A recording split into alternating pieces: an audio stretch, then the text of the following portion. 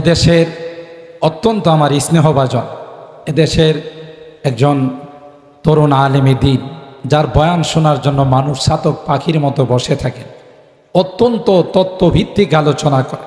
আল্লাহ তাআলা ওনার জেহেন জাকাওয়াত এত বেশি দিয়েছেন, আমি মাঝে মধ্যে অবাক হই যে এই মানুষটা এতগুলো হাদিস, আবার খণ্ড পৃষ্ঠা নাম্বার সহ মুখস্থ, এটা কিন্তু আসলে একটা আজীব কারবার, ঠিক কিনা বলেন?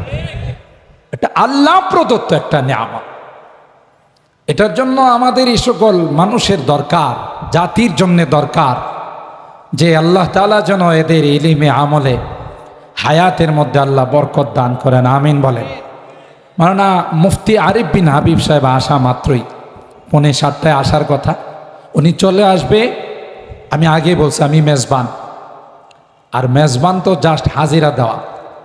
মুফতি আরিফ বিন হাবিব সাহেব আসা মাত্রই আমি আমার আলোচনার রীতি টানবো ইনশাআল্লাহ। সেদিকে লক্ষ্য করি আমি 2খানা আয়াত তেলাওয়াত করেছি। একটা হলো ইনসাফ সম্পর্কে, আরেকটা হলো 21শে ফেব্রুয়ারি আমি কি তোমায় ভুলিতে পারি। এই যে ভাষা জন্য যারা শাহাদত বরণ করেছেন, আন্তর্জাতিক মাতৃভাষা দিবস, কোরআনুল কারীমের সূরা আর রুমের যে 22 নম্বর আয়াত আমি তেলাওয়াত করেছি, ওখানে আল্লাহ তাআলা মাতৃভাষা দিবস সম্পর্কে আলোচনা করেছে। কিন্তু আমরা যেভাবে মাতৃভাষা দিবস পালন করি, আল্লাহ এভাবে বলেন। আল্লাহ বলেন এটা আমার একটি অন্যতম কুদরতি নিদর্শন। অমিন আয়াতিহি খালকুস সামাওয়াতি ওয়াল আরদ, আসমান আর জমিনের সৃষ্টি, এটা আল্লাহর একটি কুদরতি নিদর্শন। অনেকগুলো এখানে সূরা আর রুমের 20 নম্বর আয়াত থেকে নিয়ে 25 নম্বর আয়াত পর্যন্ত 6খানা আয়াত, এই সবগুলোর মধ্যে আল্লাহ এক একটা কুদরতি নিদর্শনের আলোচনা করেছে। তার মধ্যে আমাদের যে মাতৃভাষা বাংলা, এই বিষয়ে আলোচনা আছে। 21শে ফেব্রুয়ারির আলোচনা আছে, সুবহানাল্লাহ কবেন না?